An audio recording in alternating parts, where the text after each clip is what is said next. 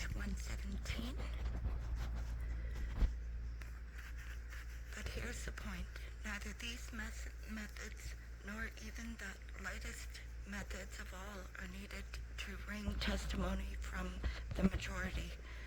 For iron jaws to grip lambs who are unprepared and longing to return to their warm hearths, the relationship forces to situations is too unequal. Oh, in how new a light does our past life appear when re-examined in the interrogator's office, abounding in dangers like an African jungle. And we had considered it so simple. You, A, and your friend B have known each other for years and have complete faith in one another. When you met, you spoke out boldly about political matters, large and small. No one else was present. There was no one who could have overheard you. And you have not denounced each other, not at all. But at this point, for some reason, you, A, have been marked, hauled out of the herd by the ears and arrested. And for some reason, well, maybe not without a denunciation on somebody's part, and not without your apprehensions as to the fate of your loved ones, and not without a certain lack of sleep, and not without a bit of punishment cell, you have decided to write yourself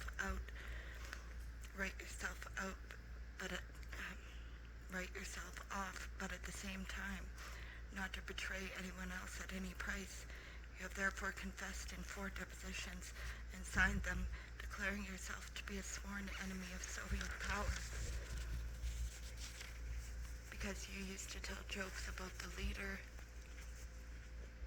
because you thought there should be a choice of candidates in elections, because you went into the voting booth only in order to cross out the name of the only candidate, and would have done so except there was no ink in the inkwell, and because there was a 16-meter band on your radio on which you tried to catch parts of Western broadcasts through the jamming.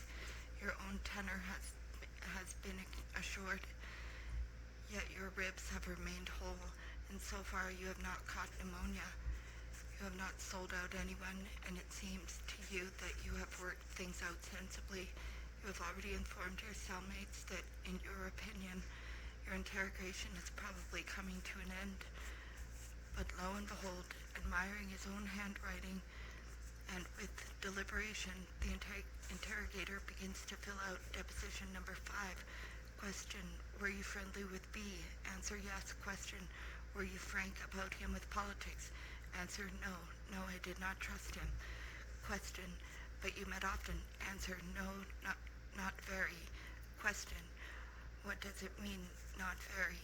According to testimony from your neighbors, he was at your house on such and such a day, and on such and such, and on such and such, and such and just last month, in the past month. Was he? Answer, maybe. Question, and it was observed that on these occasions, as always, you did not drink. You did not make any noise. You spoke very quietly, and you couldn't be overheard even in the corridor. Well, friends, drink up, break bottles, curse at the top of your lungs. On that basis, you will be considered reliable. Answer, well, what of it? Question, and you used to visit him too, and you said to him, on the phone, for example, we spent such an interesting evening. Then they saw you on the street at an intersection. You were standing there together in the cold for half an hour, and you both had gloomy faces and dissatisfied expressions. In fact, they even took photographs of you during that meeting. The technological resources of agents, my friends, the technology of agents. So what did you talk about during these meetings? What about? That's a leading question. Your first idea is to say that you've forgotten what you talked about, and are you really obliged to remember? So you've forgotten your first conversation, and the second one too, and the third, and even your interesting evening, and at that time at the intersection, and your conversations with C and your conversations with D? No, you think, I forgot is not the way out. You will be unable to maintain that position, and your mind, still shocked by your arrest in the grip of fear, muddled by sleeplessness and hunger, seeks a way out, how to play it shrewdly and in a manner that will have some verisimilitude and outsmart the interrogator. What about, it is fine if you talked about hockey, that, friends, is in all cases the least troublesome, or about women, or even about science, then you can repeat what was said. Science is not too far removed from hockey, but in our time, everything to do with science is classified information, and they may get you for a violation of the decree on revealing state secrets. But what if you did, in actual fact, talk about the latest arrests within the city, or about collective farms, of course, critically, for anyone who has anything good to say about them, or about reducing the rate of pay for piecework. The fact remains that you frowned for half an hour at the intersection. What were you talking about there? Maybe B has already been arrested. The interrogator assures you that he has been, and that he has already given evidence against you, and that they are about to bring him in for a confrontation with you. Maybe he's sitting home very calmly and quietly, but they might very well bring him in for questioning, and then they will find out from him what you were frowning about for half an hour at that intersection. At this point, too late, you have come to understand that because of the way life is, you and he ought to have reached an agreement every time you parted, and remembered clearly what you were going to say if you were asked what you had talked about that day. Then, regardless of interrogations, your testimony and his would agree. But you had not made any such agreement. You had unfortunately not understood what kind of jungle you lived in. Should you say that you were talking about going fishing on a fishing trip? But then B might say that there was never any discussion about fishing, that you had talked about correspondence school courses. In that case, instead of causing the investigation to ease up a bit, you would only tie the noose tighter. What about? And the idea flashes through your mind. It is brilliant. Is it a brilliant or a fatal one? That you ought to come as close as you can to the truth of what was actually said, of course rounding off the sharp edges and skipping the dangerous parts. After all, people say that when you lie, you should always stay close to the truth as possible, and maybe B will guess what's up and say approximately the same thing, and then your testimony will coincide in some respects, and they will leave you in peace.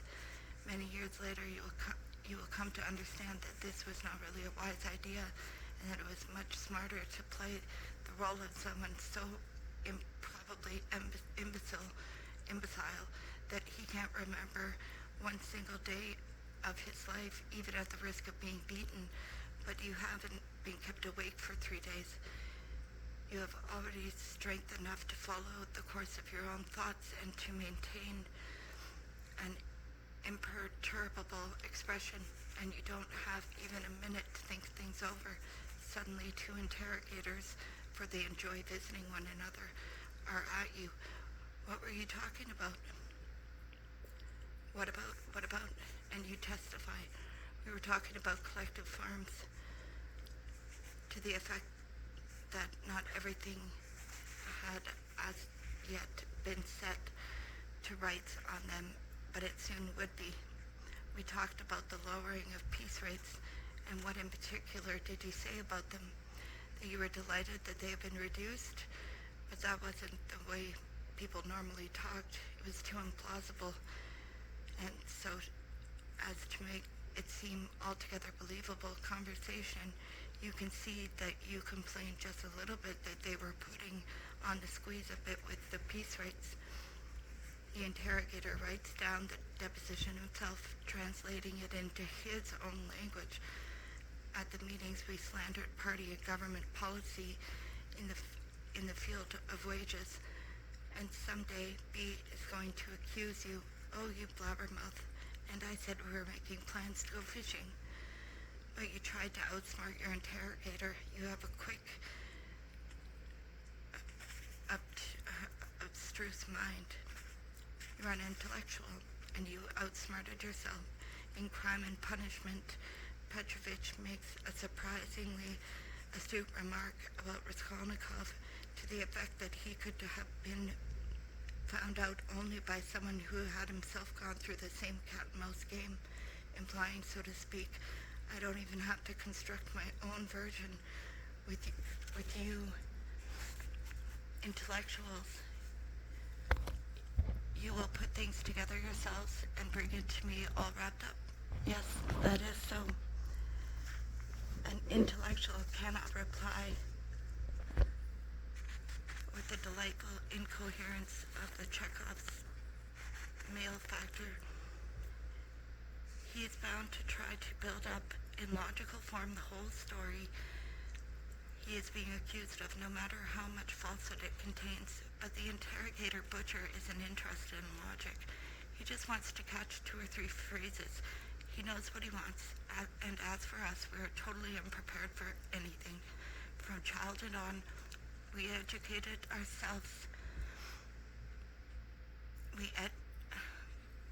are educated and trained for our own profession, from our civil duties, for military service, to take care of our bodily needs, to behave well, and to appreciate beauty. Well, this last one, not really all that much. But neither our education nor our upbringing nor our experience prepares us in the slightest for the greatest trial of our lives, being arrested for nothing and interrogated about nothing. Novels, plays, films, for their authors should themselves be forced to drink the cup of Gulag to the bottom, depict the types one meets in the offices of interrogators as chivalrous guardians of truth and humanitarianism, as our loving fathers. We are exposed to lectures on everything under the sun, and are even herded in to listen to them. But no one is going to lecture us about the true and extended significance of the criminal code, and the codes themselves are not on open shelves in our libraries, nor sold at newsstands, nor do they fall into the hands of the heedless young. It seems a virtual fairy tale that somewhere at the ends of the earth an accused person can avail himself of a lawyer's help. This means having beside you, in the most difficult moment of your life, a clear-minded ally who knows the law. The principle of our interrogation consists further in depriving the accused of even a knowledge of the law. An indictment is presented, and here, incidentally, is how it is presented. Sign it. It's not true. Sign. But I'm not guilty of anything. It turns out that you are being indicted under provisions of Article 5810, Part 2, and 5811 of the Criminal Code of the Russian Republic. Sign. But what do these sections say? Let me read the code. I don't have it. Well, get it from your department head. He doesn't have it either. Signed. But I want to see it. You're not supposed to see it. It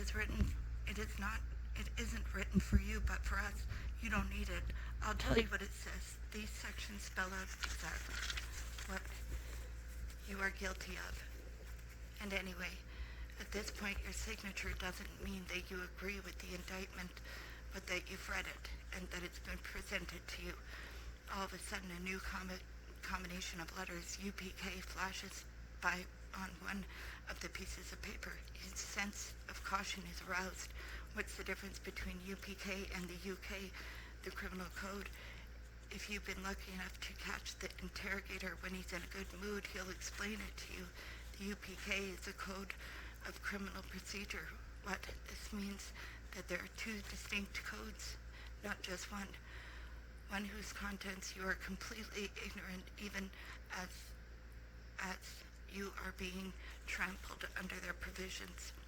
Since that time, 10 years have passed, then 15. The grass has grown thick over the grave of my youth. I served out my term in even external exile as well.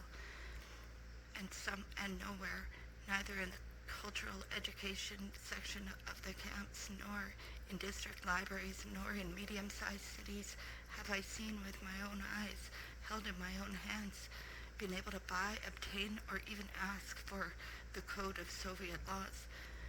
And the hundreds of prisoners I knew who had gone through the interrogation and trial, and more than once too, who had served sentences in camp and in exile, none of them had ever seen the code or held it in his hand.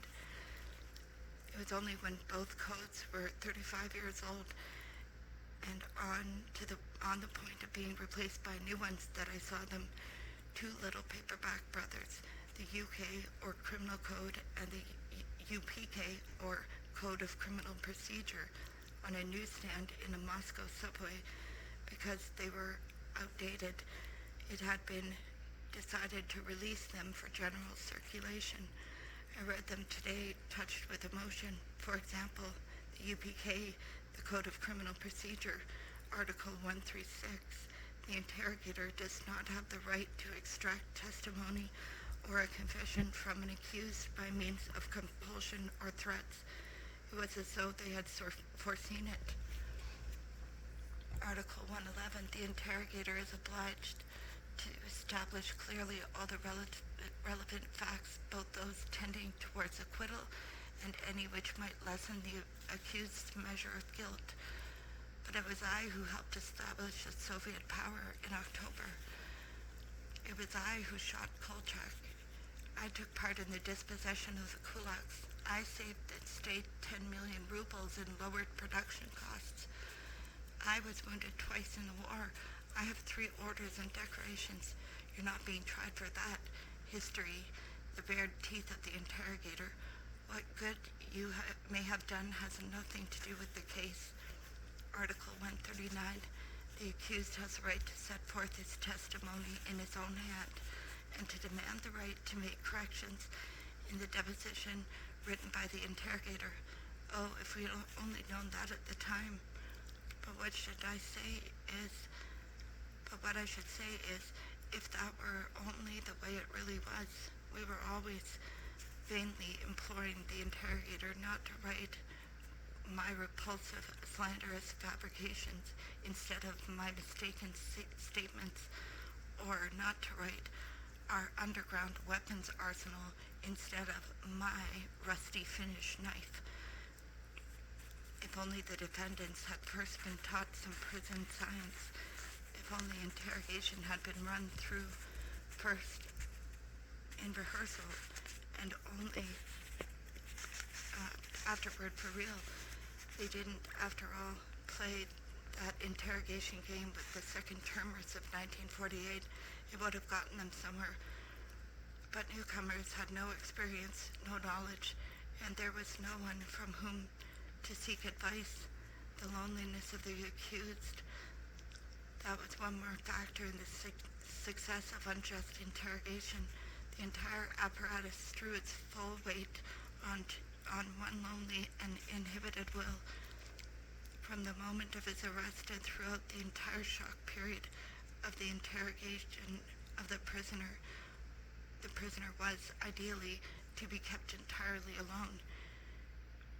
In his cell, in the corridor, on the stairs, in the offices, he was not supposed to encounter others like himself, in order to avoid the risk of his gleaning a bit of sympathy, advice, support from someone else's smile or glance. The organs did everything to blot out for him his future and distort his present, to lead him to believe that his friends and family had all been arrested and the material proof of his guilt had been found. It was their habit to exaggerate, their power to destroy him and those he loved as well, as their authority to pardon, which the organs didn't even have. They pretended that there was some connection between the sincerity of a prisoner's repentance and a reduction in his sentence, or an easy of the camp regimen. no such connection ever existed. While the prisoner was still in a state of shock and torment and totally beside himself, they tried to get him very quick. They tried to get from him very quickly as many irreparably damaging items of evidence as possible, and to implicate with him as many totally innocent persons as possible. Some defendants became so depressed in these circumstances that they even asked not to have the depositions read to them. They could not stand hearing them. They asked merely to be allowed to sign them, just to sign and get it over with. Only after all this was over would the prisoner be released from solitary into a large cell where, in belated desperation, he would discover and count over his mistakes one by one. How was it possible not to make mistakes in such a duel? Who could have failed to make a mistake? We said that ideally he was to be kept alone. However, in the overcrowded prisons of 1937, and for that matter 1945 as well, the ideal of solitary confinement for a newly arrested defendant could not be attained. Almost from his first hours, the prisoner was in fact in a terribly overcrowded common cell. But there were virtues to this arrangement too, which more than made up for its flaws. The overcrowding of the cells not only took place of the tightly confined solitary box, but also assumed the character of a first-class torture in itself, one that was particularly useful because it continued for whole days and weeks with no effort on the part of the interrogators. The prisoners tortured the prisoners.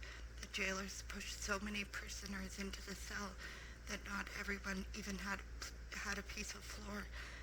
Some were sitting on others' feet, and people walked on the people and couldn't even move about at all. Thus, in the Kishinev KPZ cells for preliminary detention in 1945, they pushed 18 prisoners into a cell designed for the solitary confinement of one person. In Lugansk, in 1937, it was 15, and in 1938, Razumnik found 140 prisoners in a standard Pecherki cell intended for 25, with toilets so overburdened that prisoners were taken to the toilet only once a day, sometimes at night, and the same thing was true of their outdoor walk as well. It was Ivanov Razumnik who, in the Lubyanka reception kennel, calculated that for weeks at a time there were 3 persons for each square yard of floor space. Just as an experiment, try to fit 3 people into that space.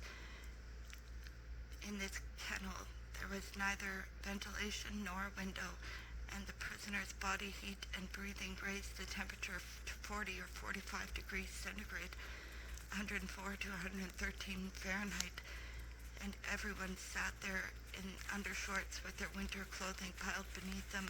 Their naked bodies were pressed against one another, and they got eczema from each other's sweat. They sat like that for weeks at a time.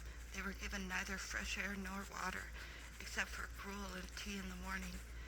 And if at the same time the latrine bucket replaced all other types of toilet, or if, on the other hand, there was no latrine bucket for use between trips to the outside toilet, and as was the case in several Siberian prisons, and if 4 people ate from one bowl, sitting on each other's knees, and if someone was hauled up for interrogation, and then someone else was pushed in, beaten up, sleepless, and broken, and if the appearance of such broken men was more persuasive than any threats on the part of the interrogators, and if by then death at any camp whatsoever seemed easier to a prisoner who had been left unsummoned for months than his tormented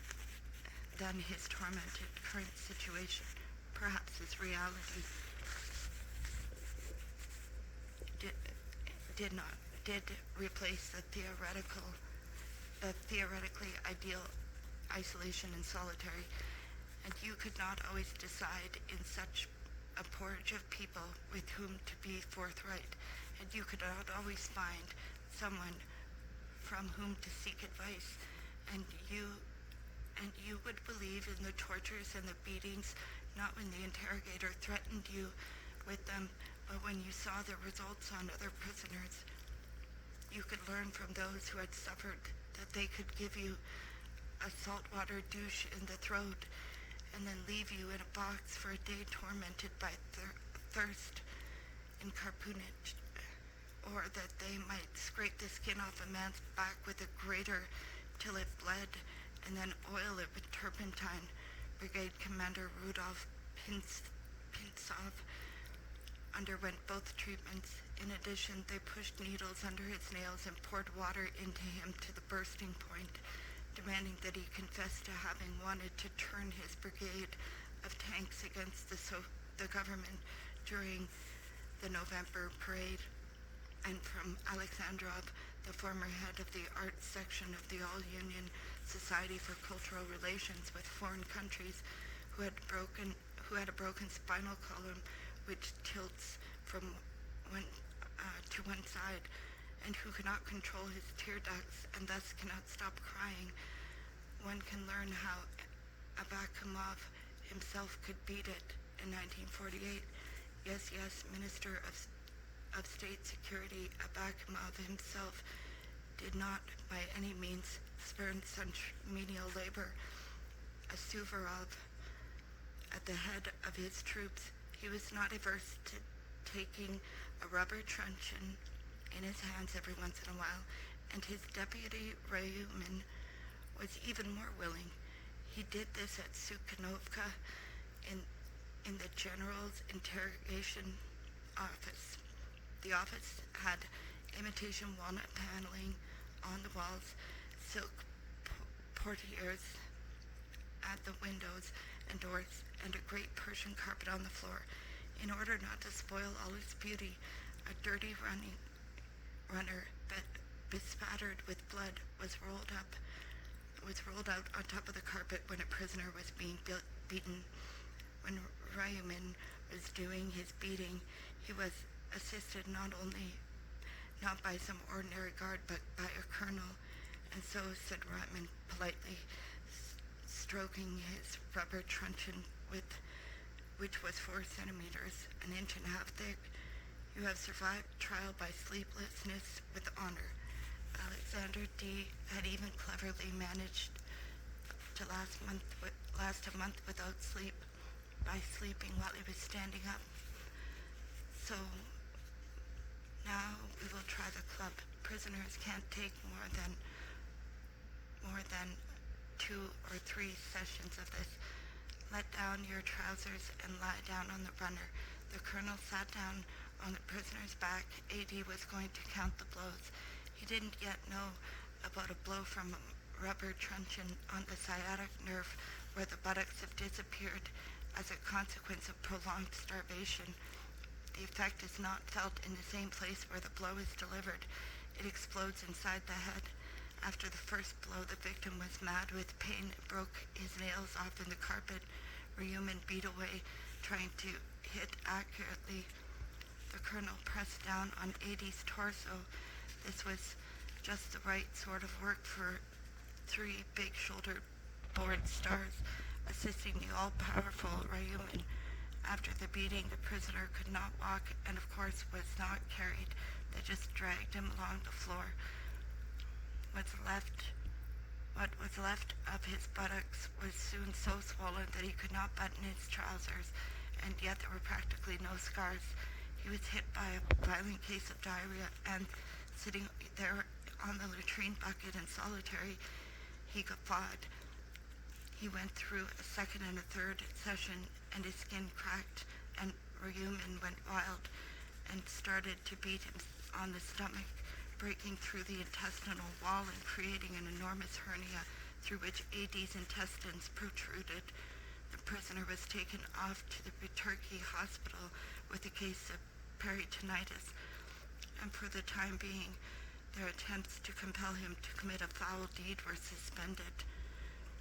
That is how they can torture you too. After that, it could seem a simple fatherly caress when the Kishinev interrogator Danilov beat Father Viktor Shipofalenkov across the back of his head with a poker and pulled him by his long hair. It is very convenient to drag a priest around in that fashion. Ordinary laymen can be dragged by the beard from one corner of the office to the other, and Richard Ahola, a Finnish Red Guard, and a participant in the capture of British agent Sidney Riley, and commander of a company during the suppression of the Kronstadt revolt, was lifted up with pliers, first by one end of his great mustache, and then by the other, and held for 10 minutes with his feet off the floor. But the most awful thing they can do with you is this: undress you from the waist down, place your back on the floor, pull your legs apart, seat assistants on them from the glorious corps of sergeants, who also hold down your arms, and then the interrogator and women interrogators would have not shrunk from this, stands between your legs, and with the toe of his boot or her shoe, gradually, steadily, and with even greater pressure, crushes against the floor of those organs which once made you a man. He looks into your eyes and repeats his question, or the betrayal he is urging on you. If he does not press down too quickly or just a shade too powerfully, you still have 15 seconds left in which to scream that you will confess to everything, that you are ready to see arrested all 20 of those people he has been demanding of you, or that you will slander in the newspapers everything you hold holy. And may you be judged by God, but not by people. There is no way out. You have to confess to everything, whispers the stoolies who have been planted in the cell. It's a simple question. Hang on to your health, say people with common sense. You can't get new teeth. Those who have already lost them nod at you. They are going to convict you in any case, whether you confess or whether you don't. Conclude those who have got to the bottom of things. Those who don't sign get shot. Prophesies someone else in the corner. Prophesizes someone else in the corner. Out of vengeance, so as not to risk any leaks about how they conducted interrogations. And if you die in the interrogator's office, they'll tell your relatives you've been sentenced to camp without the right of correspondence, and then just let them look for you. If you are an Orthodox communist, then another Orthodox communist will sidle up to you, peering about with hostile suspicion, and he'll begin to whisper in your ear so that the uninitiated cannot overhear.